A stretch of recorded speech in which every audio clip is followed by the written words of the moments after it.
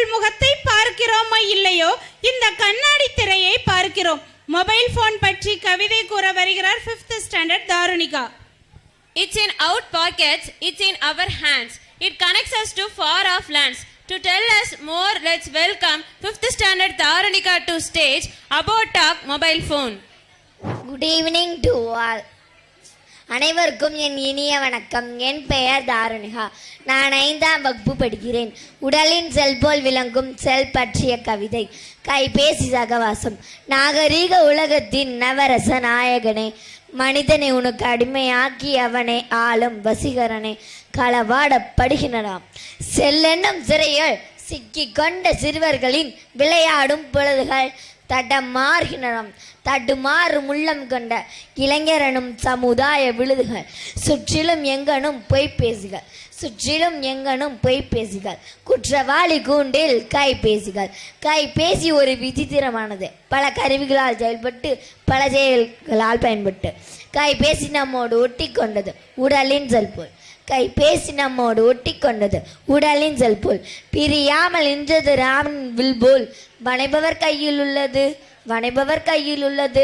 களிமண்ணை பிள்ளையாராய் பிடித்தலும் குரங்காய் முடித்தலும் கையாளுபவர் கையில் உள்ளது, கையாளுபவர் கையில் உள்ளது.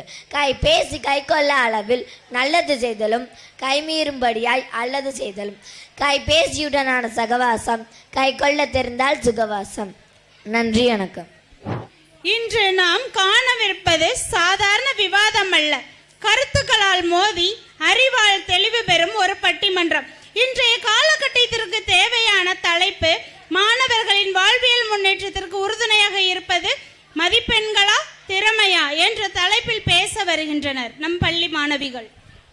Invite speakers to a Tamil style debate requires a blend of high energy, respectful address and a catchy introduction to the topic marks with skills. Let's welcome on stage excellent students. மேடையில் அமர்ந்திருக்கும் எனது பள்ளி தாளாளர் அவர்களே, பள்ளி ஆண்டு விழாவிற்கு சிறப்பு விருந்தினராக கலந்து கொண்டு விழாவை மேலும் சிறப்பித்து வரும் பள்ளி சிறப்பு விருந்தினர் அவர்களே, மேலும் எங்களுக்கு பாடம் கற்பிக்கும் ஆசிரியர்களே மற்றும் கேமரா ஜூம் பண்ணிருக்கும் பெற்றோர்களே, உங்கள் அனைவருக்கும் என் மாலை வணக்கத்தை தெரிவித்துக் கொள்கிறேன். இந்த அழகான மாலை பொழுதில் நாம் கலந்துரையாட இருக்கும் பட்டிமன்ற தலைப்பு இன்றைய மாணவர்களுக்கு வாழ்வியல் முன்னேற்றத்திற்கும் சமூக சிந்தனைகளுக்கும் உறுதுணையாக இருப்பது மதிப்பெண்ணா திறமையா என்ற ஒரு அருமையான கலந்துரையாடலை இங்கு நிகழ்த்த இருக்கிறோம். ஒரு தோட்டத்தில் 2 விதைகள் விதைக்கப்பட்டன. ஒன்று விரைவில் முளைத்து எல்லோரின் கவனத்தையும் பெற்றது. மற்றொன்று மெதுவாக வளர்ந்து காலப்போக்கில் வலிமையான மரமாகி நிழலும் கனியும் தந்தது. முதல் விதை மதிப்பெண் என்றால் 2வது விதை திறமை. இப்பொழுது மதிப்பெண் அணியிலிருந்து தங்கள் கருத்துக்களை முன்வைக்க பிரணேஷாவை நான் அழைக்கிறேன். செம்மொழி தமிழ் வணக்கம். அன்னை தமிழுக்கும் அவையோர் அனைவருக்கும் என் பணிவான வணக்கங்கள். கல்வி சோலையின் காவலர் தாளாளர் அவர்களுக்கும் அறிவெனும் அகல் விளக்கு ஏற்றும் ஆசிரிய பெருமக்களும் தன் பிள்ளையின் உயர்வை காண துடிக்கும் பெற்றோர்களுக்கும் என் அன்பான வணக்கங்கள். கற்கை நன்றே கற்கை நன்றே பிச்சை புகினும் கற்கை நன்றே என்ற வாக்கினை மனதில் ஏந்தி மதிப்பெண்ணே முக்கியம் என்ற தலைப்பில் பேச வந்துள்ளேன். நல்ல வாய்ப்பின் திறவுகோல் மதிப்பெண் தான் நடுவர் அவர்களே. நல்ல மதிப்பெண் கொண்ட மார்க் ஷீட் தான் நல்ல வேலையை பெற்று தரும். நல்ல மதிப்பெண்களை வைத்துதான் ஒரு துறையிலோ கம்பெனியிலோ வேலைக்கு சேர முடியும். மாணவ மாணவிகள் இருக்கும் கூட்டத்தில் அவர்களை அடையாளப்படுத்துவது மதிப்பெண் தான். எங்களது ரேங்க் கார்டுகளை பெற்றோர்களிடம் கொடுத்தவுடன் அவர்கள் கேட்கும் ஃபர்ஸ்ட் கொஸ்டின் என்ன தெரியுமா நடுவர் அவர்களே? எங்க கிளாஸ்ல ஃபர்ஸ்ட் மார்க் யாரு? புரிந்து கொள்ள வேண்டும்.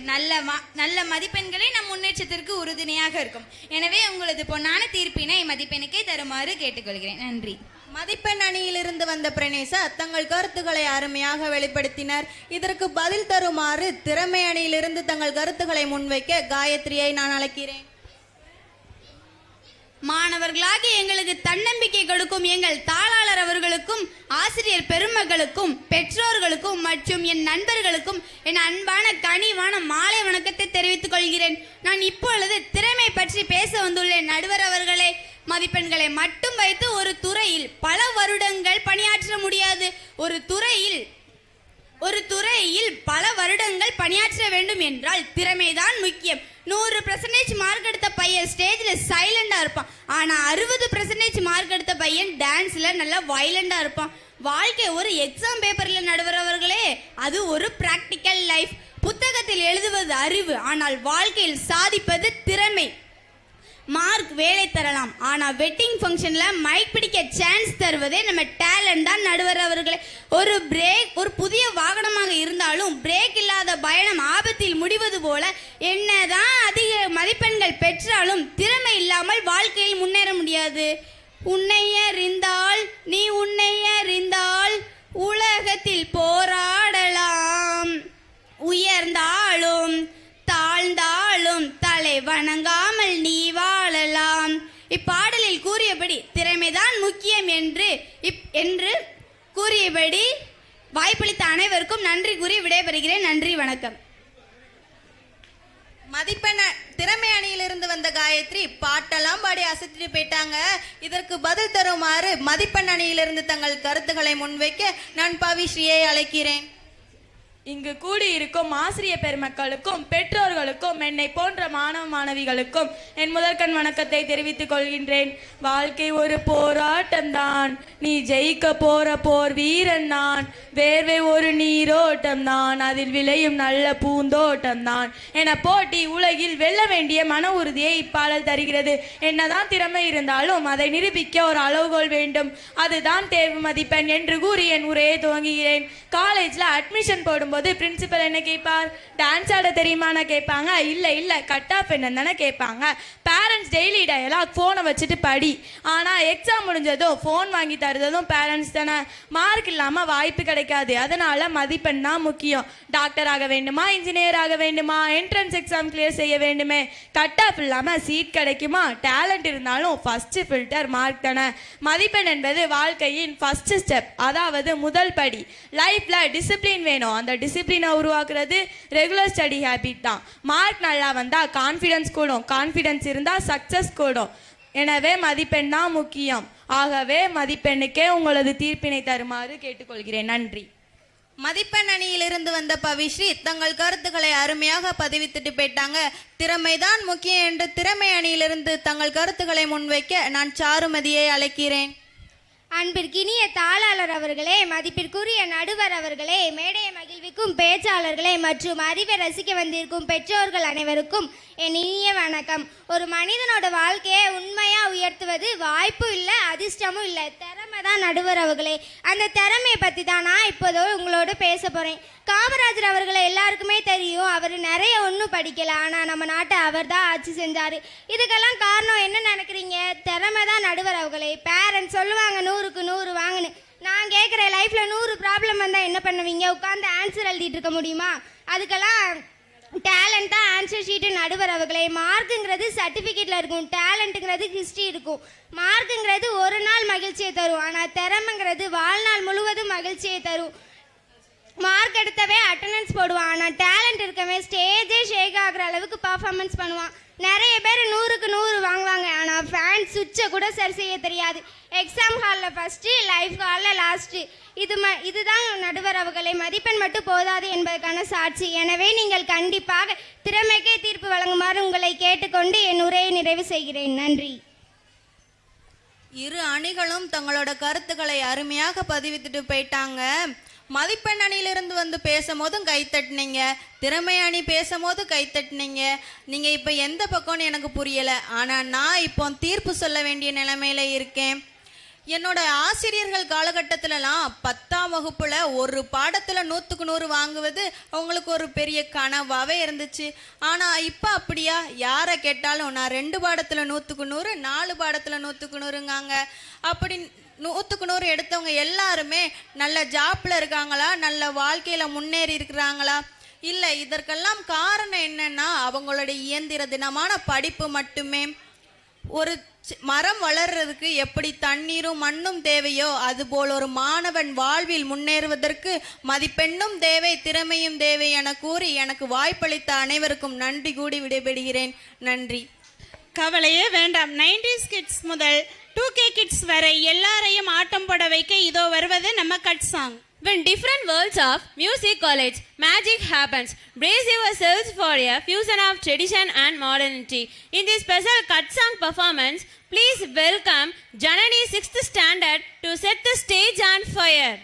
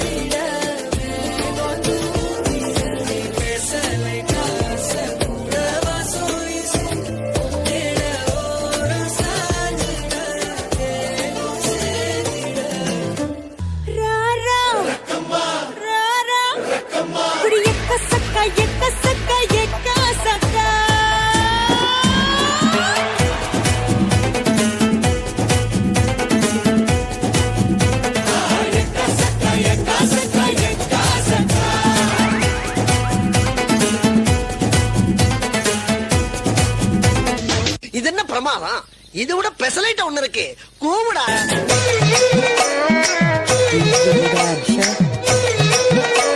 Dance Station Proof. The news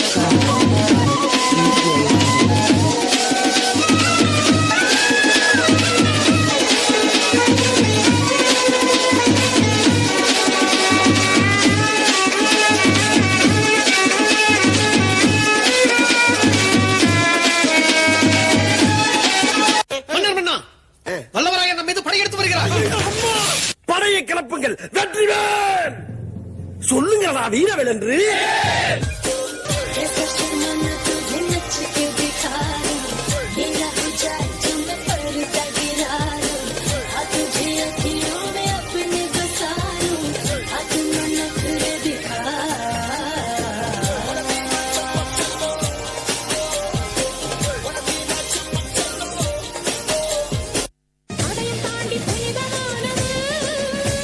அபிராமியே காலாட்டும் சாமியே நான் தானே தெரியுமா? சிவகாமியே சிவனில் நீயும் பாதியே அதுவும் உனக்கு புரியுமா? சிவலாலி லாலியே லாலி லாலியே Abirami லாலியே. Thank you for your energy and fire and boost performance. கல் தோன்றி மண் தோன்றா காலத்தை வாளோடு முன் தோன்றிய மூத்த குடி நம் தமிழ் குடி. தமிழ் மொழி பேசும் தமிழனை பற்றி கவிதை கூற வருகிறார் நம் பள்ளி மாணவி Mahalakshmi. Greetings to the ancient Tamil language that existed before stone and stand were born. Mahalakshmi is coming to soak us and honey-like words of sweet Tamil. அனைவருக்கும் வணக்கம். என் பெயர் மகாலட்சுமி. நான் 6ஆம் வகுப்பு படிக்கிறேன்.